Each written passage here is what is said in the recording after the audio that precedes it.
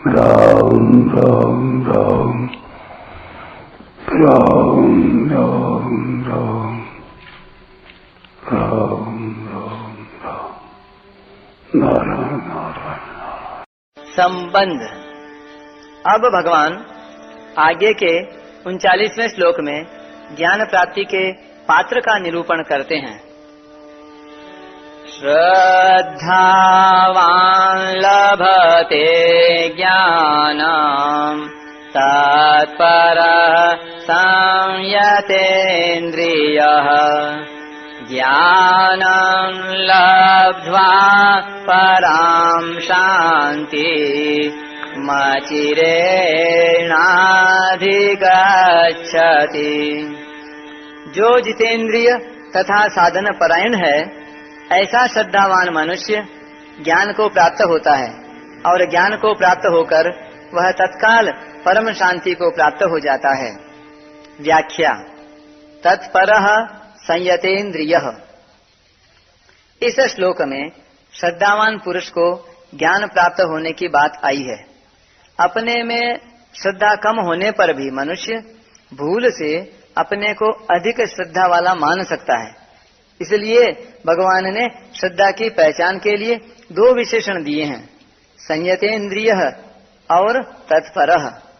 जिसकी इंद्रियां पूर्णतया वश में हैं, वह संयतेन्द्रियः है, और जो अपने साधन में तत्परता पूर्वक लगा हुआ है, वह तत्परः है। साधन में तत्परता की कसौटी है इंद्रियों का संयत होना। अगर इंद्रियां संयत नहीं हैं और विषय भोगों की तरफ जाती है, तो साधन परायणता में कमी समझनी चाहिए। श्रद्धावान लभते ज्ञानम। परमात्मा में, महापुरुषों में, धर्म में और शास्त्रों में प्रत्यक्ष की तरह आदर पूर्वक विश्वास होना श्रद्धा कहलाती है। जब तक परमात्म तत्व का अनुभव न हो, तब तक परमात्मा में प्रत्यक्ष से भी बढ़कर विश्वास होना चाहिए। वास्तव में परमात्मा से देश काल आदि की दूरी नहीं है, केवल मानी हुई दूरी है। दूरी मानने के कारण ही परमात्मा सर्वत्र विद्यमान रहते हुए भी अनुभव में नहीं आ रहे हैं। इसलिए परमात्मा अपने में हैं ऐसा मान लेने का नाम ही श्रद्धा है। कैसा ही व्यक्ति क्यों न हो, अगर वह एकमात्र परमात्मा को प्राप्त करना चाहता है और परमात्मा अपने में है ऐसी श्रद्धा वाला है, तो उसे अवश्य परमात्मा तत्व का ज्ञान हो जाता है। संसार प्रतिक्षण ही जा रहा है, एक क्षण भी टिकता नहीं। उसकी स्वतंत्र सत्ता है ही नहीं, केवल परमात्मा की सत्ता से ही वह सत्तावान दिख रहा है। इस तरह संसार की स्वतंत्र सत्ता को न मानकर एक परमात्मा की सत्ता को ही मानना श्रद्धा है। ऐसी श्रद्धा होने पर तत्काल ज्ञान हो जाता है। जब तक इंद्रियां संयत न हो और साधन में तत्परता न हो, तब तक श्रद्धा में कमी समझनी चाहिए। यदि इंद्रियां विषयों की तरफ जाती हैं, तो साधन में तत्परता नहीं आती। साधन में तत्परता न होने से दूसरे की परायणता, दूसरे का आदर होता है। जब तक साधन परायणता नहीं होती, तब तक श्रद्धा भी पूरी नहीं होती।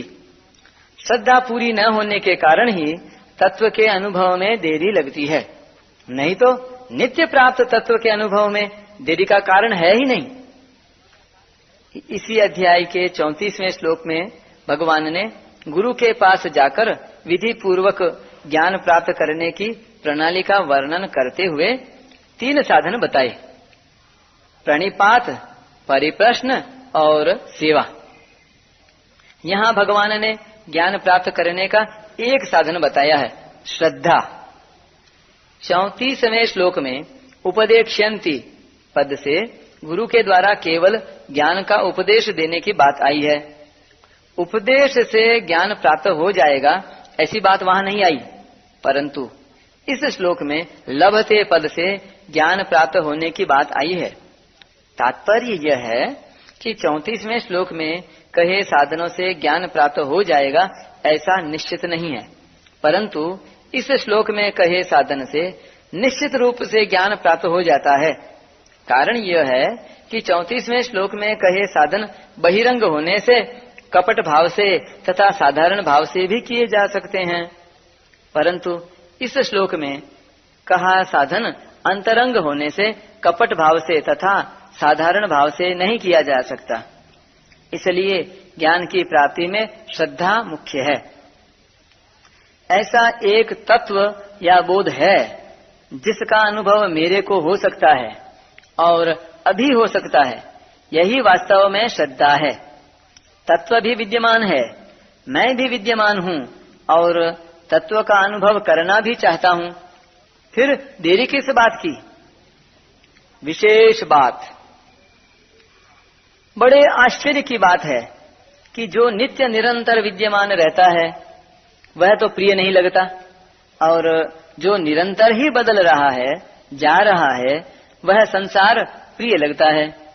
इसमें कारण यही है कि जिस संसार की एक क्षण भी स्थिति नहीं है, जो निरंतर ही अभाव में जा रहा है, उसे हम स्थायी मान लेते हैं।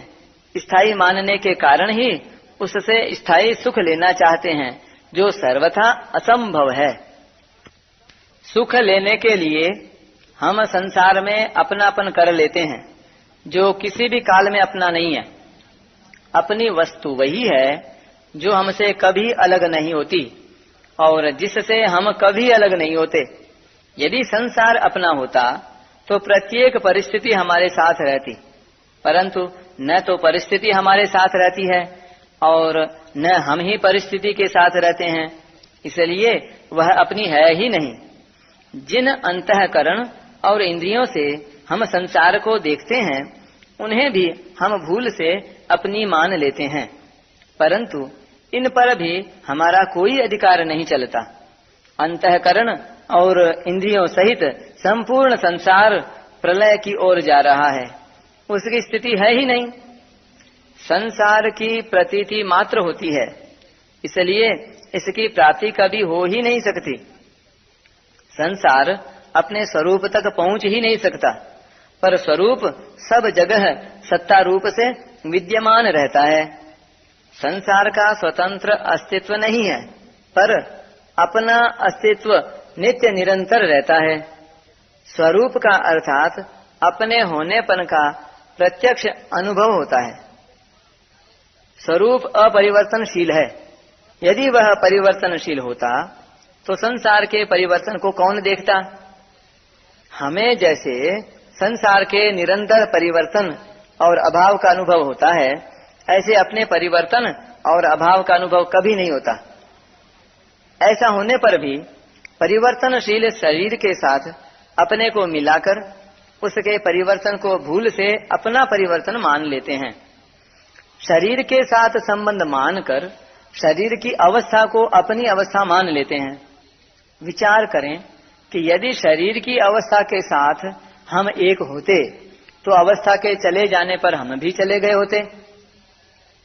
इससे सिद्ध होता है कि जाने वाली अवस्था दूसरी है और हम दूसरे हैं। इस प्रकार के अपने नित्य सिद्ध स्वरूप का अनुभव होना ज्ञान है। दूसरी बात, इस 39वें श्लोक में लभते पद आया है, जिसका तात्पर्य है जिस वस्तु का निर्माण नहीं होता ऐसी नित्य सिद्ध वस्तु की प्राप्ति। जिस वस्तु का निर्माण होता है, अर्थात जो वस्तु पहले नहीं होती प्रत्युत बनाई जाती है, उस वस्तु की प्राप्ति को लभते नहीं कर सकते। कारण कि जो वस्तु पहले नहीं थी तथा बाद में भी नहीं रहेगी, ऐसी वस्तु की प्रतीति तो होती है पर प्राप्ति नहीं होती। प्रतीत होने वाली वस्तु को प्राप्त मान लेना अपने विवेक का सर्वथा अनादर है। जो संसार की उत्पत्ति के पहले भी रहता है, संसार की उत्पन्न होकर होने वाली स्थिति में भी रहता है और संसार के नष्ट होने के बाद भी रहता है, वह तत्व है नाम से कहा जाता है और है की प्राप्ति को ही लभते कहते हैं। परंतु जो वस्तु उत्पन्न होने से पहले भी नहीं थी और नष्ट होने के बाद भी नहीं रहेगी तथा बीच में भी निरंतर नाश की ओर जा रही है, वह वस्तु नहीं नाम से कही जाती है। नहीं की प्रतीति होती है, प्राप्ति नहीं। जो है वह तो है ही, और जो नहीं है वह है ही नहीं। नहीं को नहीं रूप से मानते हुए है को है रूप से मान लेना श्रद्धा है, जिससे नित्य सिद्ध ज्ञान की प्राप्ति हो जाती है। श्रद्धावान लभते ज्ञानम, ज्ञानम लब्ध्वा पराम शांति मचिरेणाधिगच्छति। 9वें अध्याय के 3 श्लोक में भगवान ने निषेध मुख से कहा है कि श्रद्धा रहित पुरुष मेरे को प्राप्त न होकर जन्म मरण रूप संसार चक्र में घूमते रहते हैं। उसी बात को यहाँ विधि मुख से कहते हैं कि श्रद्धावान पुरुष परम शांति को प्राप्त हो जाता है, अर्थात मेरे को प्राप्त होकर जन्म मरण रूप संसार चक्र से छूट जाता है। परम शांति का तत्काल अनुभव न होने का कारण है जो वस्तु अपने आप में है उसको अपने आप में न ढूंढकर बाहर दूसरी जगह ढूंढना। परम शांति प्राणी मात्र में स्वतः सिद्ध है, परंतु मनुष्य परम शांति स्वरूप परमात्मा से तो विमुख हो जाता है और सांसारिक वस्तुओं में शांति ढूंढता है। इसलिए अनेक जन्मों तक शांति की खोज में भटकते रहने पर भी उसे शांति नहीं मिलती। उत्पत्ति विनाशशील वस्तुओं में शांति मिल ही कैसे सकती है। तत्व ज्ञान का अनुभव होने पर जब दुख रूप संसार से सर्वथा संबंध विच्छेद हो जाता है, तब स्वतः सिद्ध परम शांति का तत्काल अनुभव हो जाता है। परिशिष्ट भाव। श्रद्धावान लभते ज्ञानम। श्रद्धा, विश्वास और विवेक की आवश्यकता सभी साधकों के लिए है। हाँ, कर्मयोग तथा ज्ञान योग में विवेक की मुख्यता है और भक्ति योग में श्रद्धा विश्वास की मुख्यता है। आरंभ में तत्व ज्ञान है। ऐसी श्रद्धा होगी तभी साधक उसकी प्राप्ति के लिए साधन करेगा।